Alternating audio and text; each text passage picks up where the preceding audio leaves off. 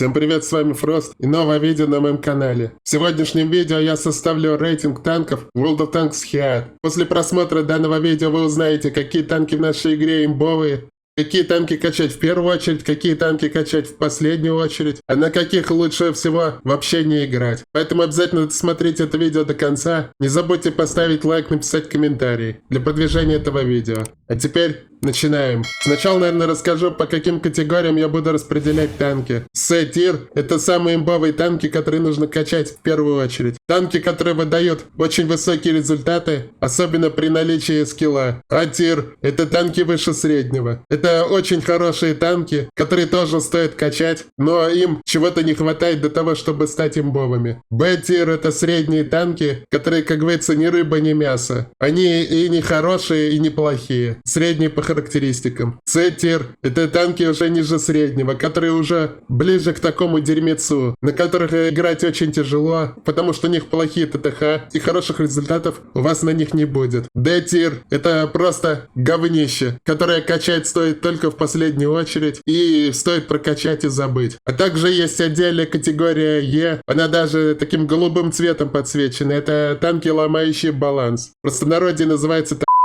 это техника, которая ломает баланс игры, на которой играть, мягко говоря, зашкварно. Даже категорию я пометил голубым цветом, потому что на данной технике играют просто конченые пи***сы. Что так же, как и с говном, просто качаете до максимального уровня и забывайте навсегда, пока разработчики их не ребаланснут. И теперь начинаем распределять технику. Первый танк у нас XM190, и я его точно ставлю выше среднего. На данный момент это очень хороший танк, но из-за того, что у него средняя эффективная дальность стрельбы, это ему не позволяет наносить урон на очень больших дистанциях. Поэтому я его поставил выше среднего. В остальном это очень хороший танк, и это самый лучший танк для новичка. Также у агента, можно сказать, бесполезная особенность. Кстати, забыл сказать еще в самом начале, что я буду распределять топ с учетом способностей и особенностей агента. Следующий танк у нас ЛВТ.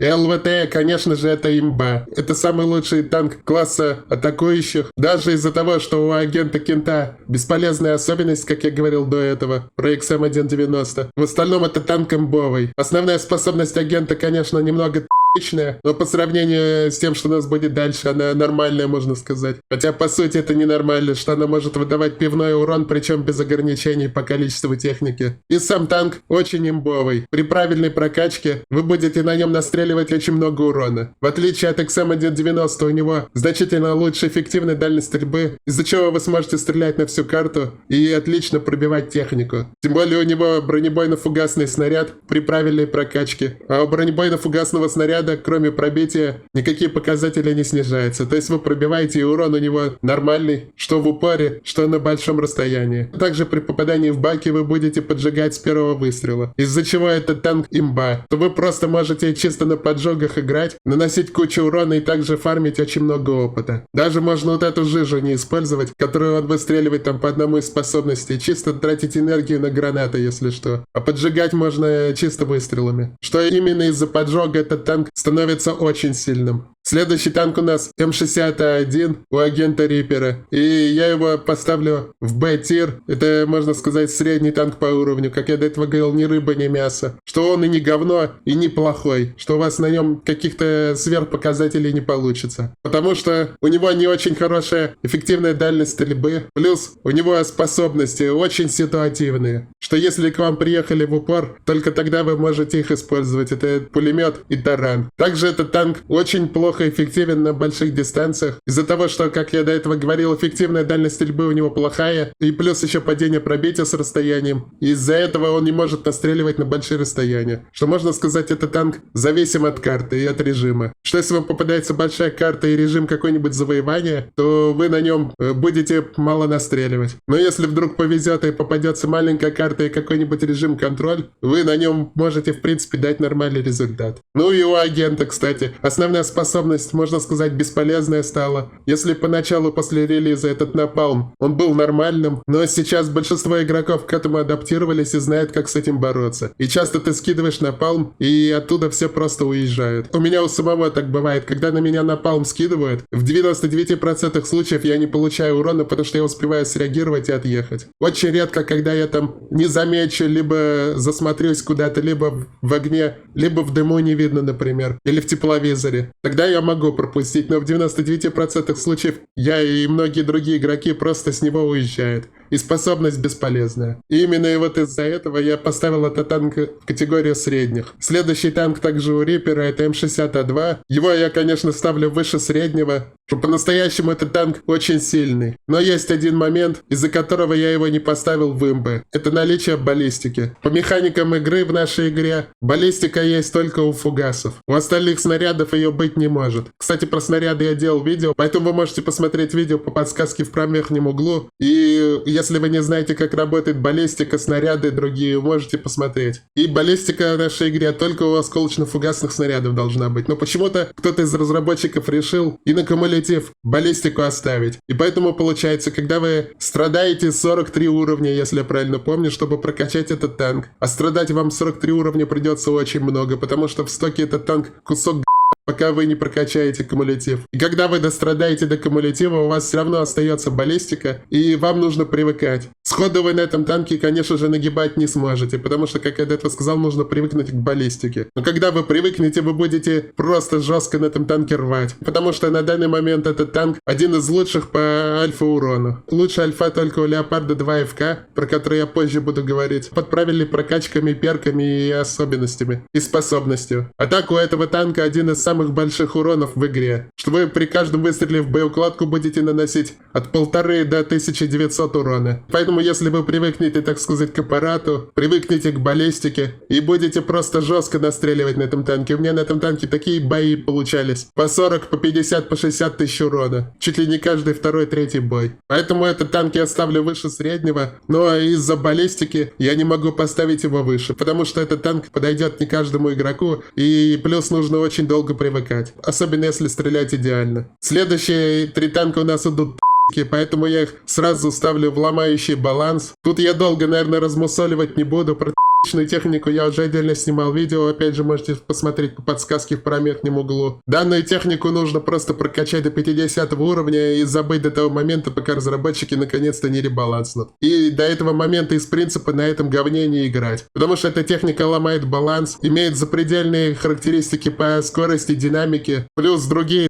личные особенности. Например, очень хорошо таранит от 1000 до 2000 урона. Причем они могут делать все 3 так, а не только какой-то один конкретный танк. В случае Т-62 у него фугасы, которые ломают танк. У ХСТФЛ у него пулемет, который замедляет и тоже ломает танк. А когда к вам в упор приезжает, вы ничего с этим сделать не можете. У объекта 287 у него постоянные поджоги. Причем независимо, попадаете вы в модуль, либо просто пробиваете куда попало. Если на других танках, например, на том же ЛВТ, вам нужно именно в баки попасть. На такие в баки попадать не обязательно. Вам просто хотя бы хоть куда-то нужно пробить. И тогда танк подожгется. Но это все техника, при игре против которой, кроме негативных эмоций, у вас ничего больше не будет. И чтобы справляться с данной техникой, вам нужен как минимум рядом 1, а желательно 2 союзника. В одно лицо с подобным танком справиться очень сложно. Также у агента ракеты, у которого танки Т-62, объект 287, бессмертие, которая как раздражает, и именно из-за этого рядом с вами должно быть минимум 1-2 союзника, чтобы можно было нормально справляться с этой техникой. И то очень часто даже этого становится недостаточно. Бессмертие, как я уже не раз говорил, нужно убирать. Потому что это не дело, что вас бесплатно ебут, а вы ничего сделать с этим не можете. Даже когда рядом с вами несколько союзников. Что эта техника очень личная. Я, как говорил до этого, отдельное видео про это записывал. На стримах про это постоянно говорю. Потому что пытаюсь наконец достучаться до разработчиков, чтобы наконец-то эти танки ребаланснули, сделали по-нормальному. А ребаланснуть их очень легко. Главное, как говорится, разработчикам взять яйца в кулак и не слушать процент поебов, которые любят играть на данной технике и портить нормальным игрокам игру. И просто взять и ребаланснуть. И сделать их нормальными. И как я говорил, отдельно мне больше всего обидно то, что 2 из 3 это советские танки. Поскольку я патриот своей родины, мне максимально обидно то, что советская техника такая конченая, такая отличные. И поэтому я хочу, чтобы их сделали по-нормальному. Также в одном из будущих видео я снова тему в игре буду поднимать, поэтому обязательно подпишитесь на канал, чтобы не пропустить. А теперь переходим дальше к следующему танку. Следующий танк это у нас Шеридан. Я его отправляю в категорию ниже среднего. Его, конечно, можно было и в категорию D поставить, то есть в говно. Но на нем хоть как-то можно играть, когда ты его прокачаешь. Потому что там у него ДПМ разгоняется, чуть больше пробития, урон становится. И хоть как-то на нем можно более-менее нормально играть. А на самом деле это танк просто кусок ссаного дерьма. Когда я качал Шеридана, у меня просто горела жопа. Я не мог на нем нормально играть. Самое, конечно, ублюдочное у этого танка это его езда. Он нормально не едет. Вы начинаете разгоняться, и этот танк едет как трамвай по рельсам. Он вообще не поворачивает. Если к вам приехали в упор, вы не можете нормально никого закрутить. Реально, когда я играл на стримах на этом танке, это доходило до такого абсурда, что я даже челленджера не мог закрутить, который очень медленный. Чтобы вы понимали, насколько Шеридан это кусок дерьмища. Плюс у него не очень хорошие характеристики по стрельбе, что на большое расстояние он как минимум плохо пробивает. И только когда вы его прокачаете до максимального уровня, вот эти вот характеристики стрельбы у него чуть-чуть улучшатся, и на нем еще хоть как-то можно будет настреливать. Также у этого танка бесполезная способность картечь. В большинстве случаев вы ее применять не сможете, только опять же, если к вам в упор приедет какой-нибудь картон, тот же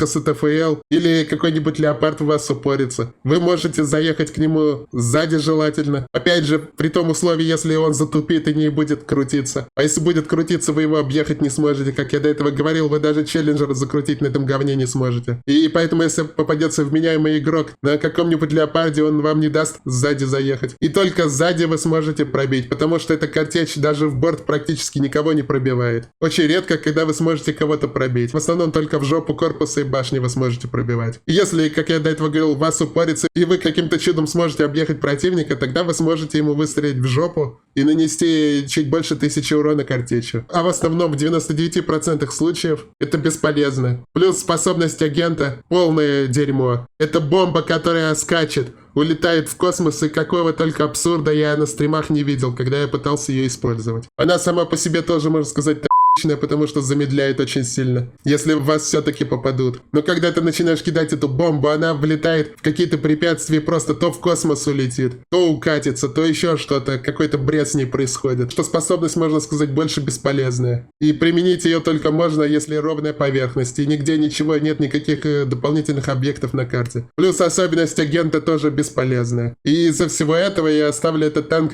в ниже среднего. Переходим дальше. У нас теперь следующий класс танков это защитники. И первый танк это Абрамс. И это просто кусок ссаного дерьма. Я не знаю, как цензурными словами можно рассказывать про этот танк. Потому что я, помню, каким охуенным этот танк был на первом и втором альфа-тесте. И в какое дерьмо превратили его сейчас. По сути, у этого танка, кроме брони, нет ничего. И то броня это такое себе. Скилловые игроки знают, куда вас пробивать. Что эта броня работает против оленей. И когда вас стреляют со средних и дальних дистанций. И то, опять же, мы не учитываем Леопарда Первого, который пробивает этот танк в любое место, с пробитием 550 примерно, которое у него есть. Эта броня, это, опять же, условно. Работает, как я до этого говорил, против врачей, когда вас стреляют в средних и дальних дистанциях. В основном, грамотные игроки знают, куда вас пробивать. И все. Кроме брони, у этого танка нет ничего. В нашей игре настолько охуенный баланс снарядов, охуенный в скобках нет, блин. То, что у этого танка эффективная дистанция стрельбы нищие 80 метров. И именно из этих характеристик большая часть техники не может нормально играться. Тот же XM190 у меня в имбу не попал, потому что у него эти характеристики плохие. Тот же М60А1 то же самое. Мог бы быть выше, если бы у него была бы нормальная даль стрельбы. Также и у Абрамса. Дайте ему нормальную дистанцию стрельбы, и он будет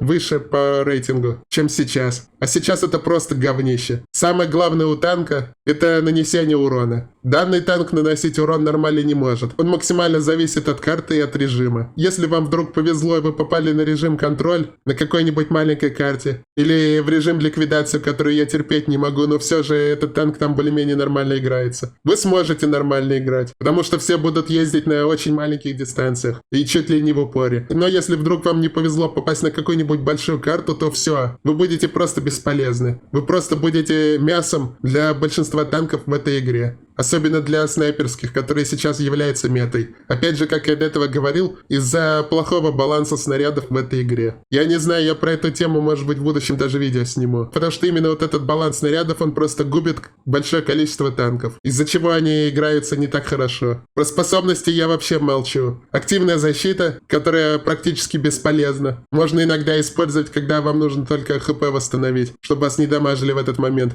Пулемет, который тоже понерфили. Раньше вы могли вручную пулеметом стрелять и какие-то уязвимые зоны выцеливать. Сейчас он работает автоматически и целится в середину танка, и вы чаще всего с него будете наносить по 100, по 150 урона. Что просто этот пулемет на крыше бесполезное говно. Способность агента тоже бесполезное говно. Как я говорил про Риппера, то что от его напалма уворачиваются. Здесь будут уворачиваться еще лучше. От этой бомбежки увернуться гораздо легче, чем от напалма. Что в большинстве случаев вы этой способностью нанести урон не сможете. Также особенность агента просто бесполезнейшая. Она вам никогда не пригодится вообще. Хорошо, если раз в 100 боев, а то и в 1000 пригодится. А так никогда она не пригодится. Также агент Чоппер отличается в этой игре самыми бесполезными перками. У него реально практически все перки бесполезные. Только один перк на мощность двигателя полезный. Остальное просто все бесполезное. Вот реально такого количества бесполезных перков нет ни у одного агента. Что тут реально плохо абсолютно все. Этот танк просто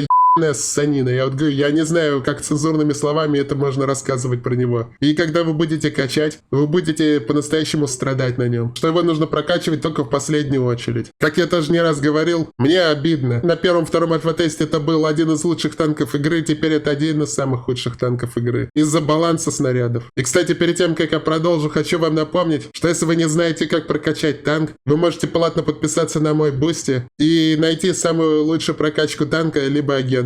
Гайды на моем канале по танкам будут выходить очень редко, если вообще будут, потому что последний гайд набрал мало просмотров, к сожалению, а сил было потрачено очень много. А прокачки агентов и танков на бусте будут обновляться практически сразу же, если будут какие-то изменения происходить. Поэтому подписывайтесь платно, так вы и себе пользу принесете, и поддержите мой канал. Дадите мне мотивации создавать больше качественного контента. А теперь продолжаем. Следующий танк у того же агента Чоппера — это Челленджер, и я его ставлю выше среднего. Кто-то из вас спросит, почему такой большой разброс по рейтингу, если сравнить с Абрамсом? Да все очень просто. Просто потому, что у Челленджера нормальный баланс снаряда. У него так же, как и на М60А2, нужно пострадать на фугасах. 35 уровней, если я правильно помню. Не так много, как на М60, но пострадать все равно придется. Но когда вы прокачаете бронебойный снаряд и поставите другие правильные модули, этот танк, можно сказать, один из лучших в нашей игре становится. Что на данный момент это самый лучший танк класса и один из моих любимых тяжелых танков игры. Что у него броня, конечно, не такая хорошая, как у Абрамса. Тут есть очень большие уязвимые зоны, в которые пробивают все. Но я в основном ставлю этот танк высоко из-за его пушки. То, что он может наносить урон чуть ли не на всю карту. Потому что, как я до этого говорил, у него нормальная эффективная дальность стрельбы. Тем более с прокачкой. Где-то около 120 метров. Что для тяжелой техники это какой-то космический показатель.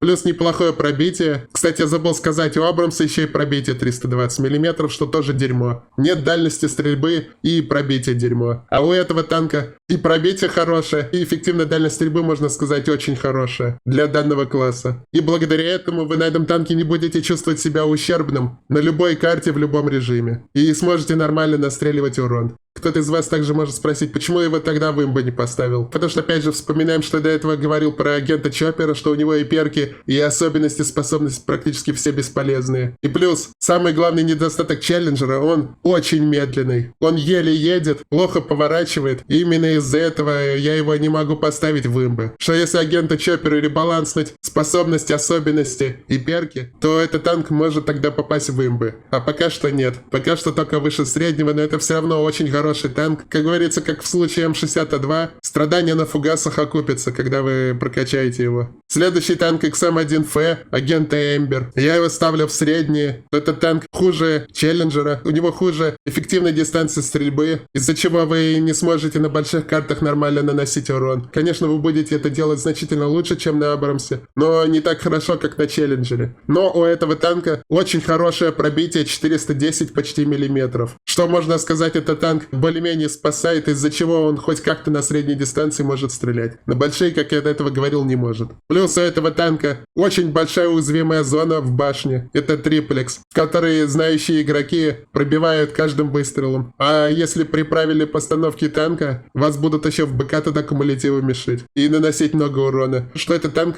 очень часто пробивает, и он, можно сказать, не очень хорошо танкует. Плюс также у агента Эмпер бесполезная способность с этой бомбой. Вы сбрасываете эту бомбу, и так же, как и с бомбежкой Чоппера, от нее в 99% случаев все уезжают. Способность на нее бесполезна, но хотя бы полезные перки, и особенность агента не такая бесполезная, как у Чоппера. Но в основном из-за самой мощности танка я ставлю его в средние. Теперь переходим к снайперской технике. И первой снайперской техники у нас Леопард 1 агента Хоунда. Я ставлю его выше среднего. Сейчас, как я говорил уже в этом видео, мета снайперской техники. Поэтому снайперская техника сейчас комфортнее всего играется и стабильнее всего играется. Ставлю этот танк выше среднего. У этого танка, наверное, самое максимальное пробитие игры. Больше может быть только у каких-нибудь кумулятивных ракет. Потому что эти показатели в игре не пишутся почему-то по кумулятивным ракетам.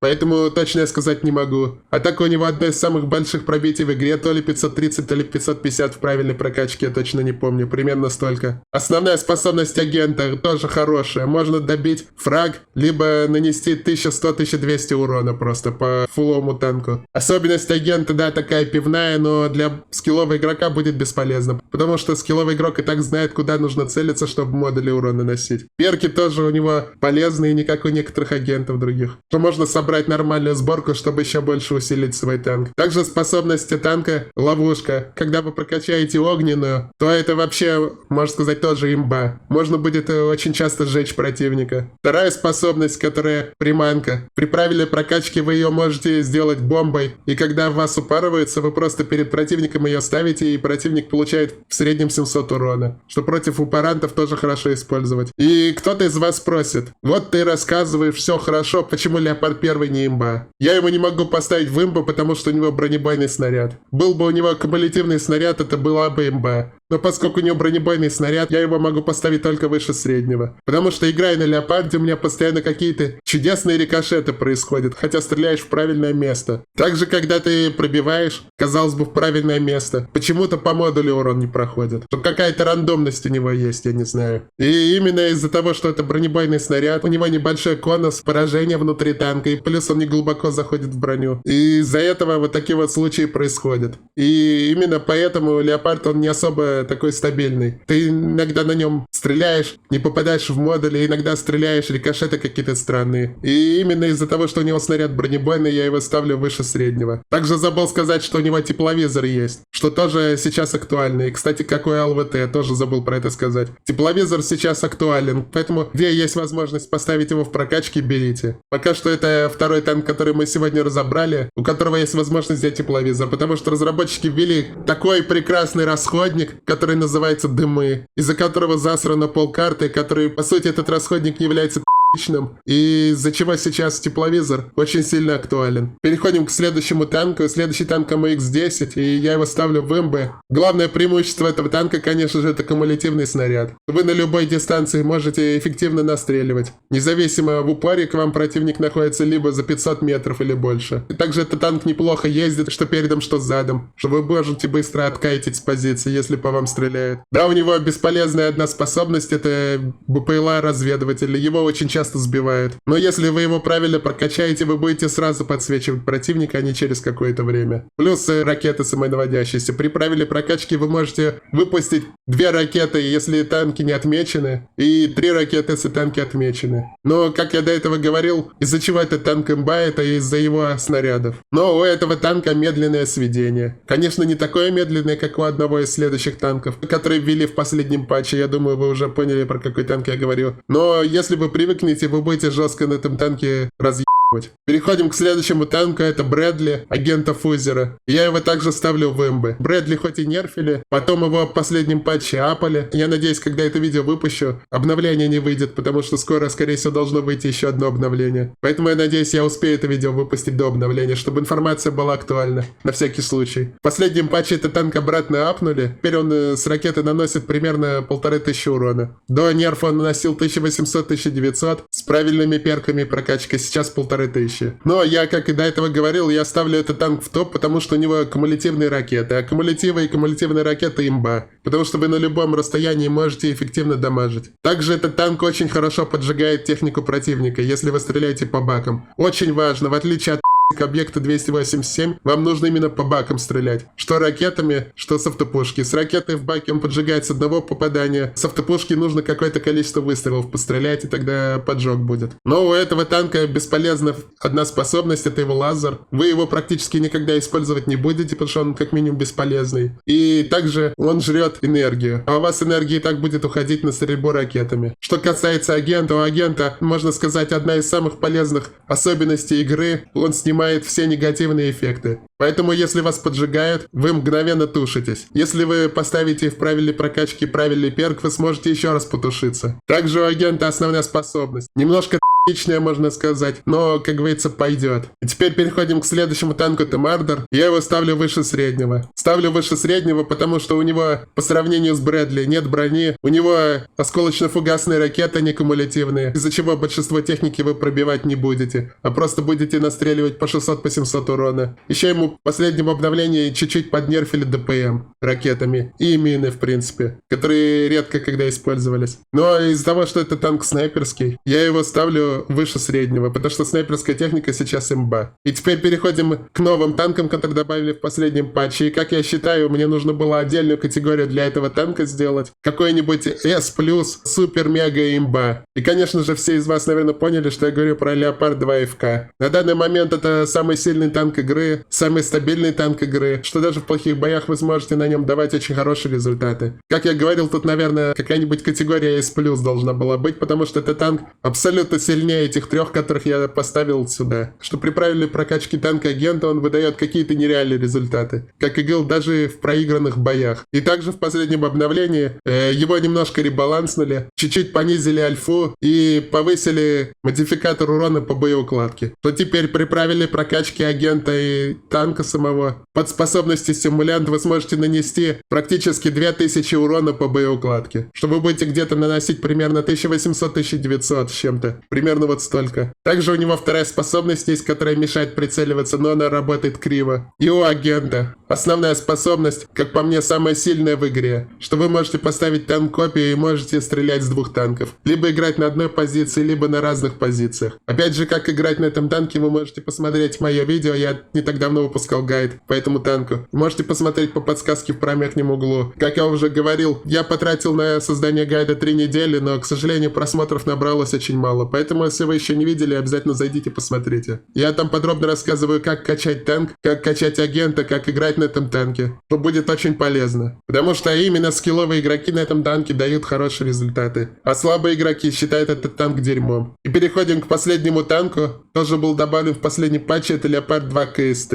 И я этот танк ставлю ниже среднего. Кто-то может спросить, так у него же снаряды кумулятива, почему ты ставишь его ниже среднего? Да потому что кроме того, что у него снаряд кумулятив, у него больше плюсов никаких нет. У него остальное плохо абсолютно все. У него хуже динамика и скорость по сравнению с ракетным Леопардом. Самое главное, что раздражает и не дает нормально с него стрелять, это конченное сведение. Там, наверное, сведение секунд 10. Я точно не замерял, но оно так медленно сводится. Ты из-за этого практически всегда стреляешь без сведения и мажешь очень часто. Сведение у него очень долго, из-за чего вы не можете нормально стрелять. Пробитие 310 кумулятивом. Это реально какой-то бред. Как можно было дать кумулятив 310? Что он не может нормально пробивать в лоб тяжелую технику. Даже в уязвимые зоны. И даже, как у меня были случаи, стоит какой-нибудь Абрамс, и я его сверху вниз в крышу башни не могу пробить, потому что не хватает пробития. Также у него проблемы с кратностью прицела, что вам ради этого придется в прокачке специальное улучшение ставить, чтобы сделать нормальную кратность. Потому что в стоке у него максимальная кратность x6, если я правильно помню, и можно прокачать потом больше, чтобы нормально можно было стрелять вдаль. Также у этого танка барабан. Если у Леопарда 2 FK дозарядка, здесь обычный классический барабан. И как я уже не раз убеждался, барабаны в этой игре, они просто не жизнеспособны и неиграбельны. Что вы отстрелялись, и пока вы стоите заряжаетесь, 14 секунд, к вам приезжает и вас бесплатно просто расстреливает. Особенно если какой-нибудь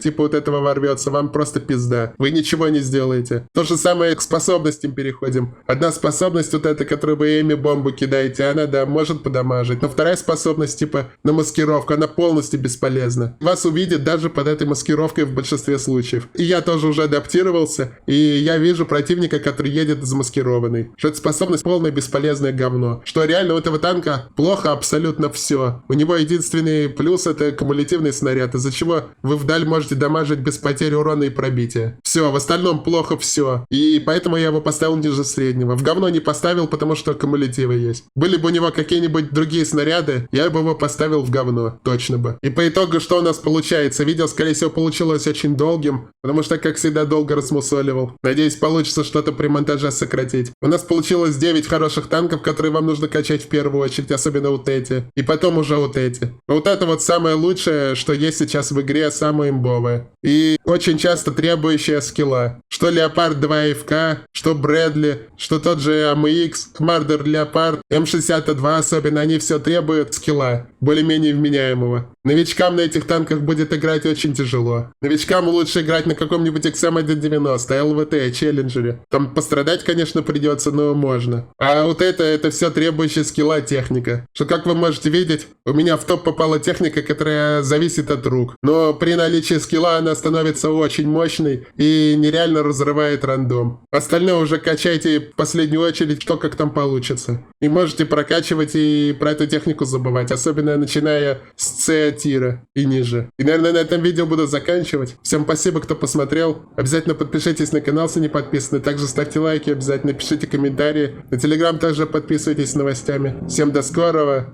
и всем пока.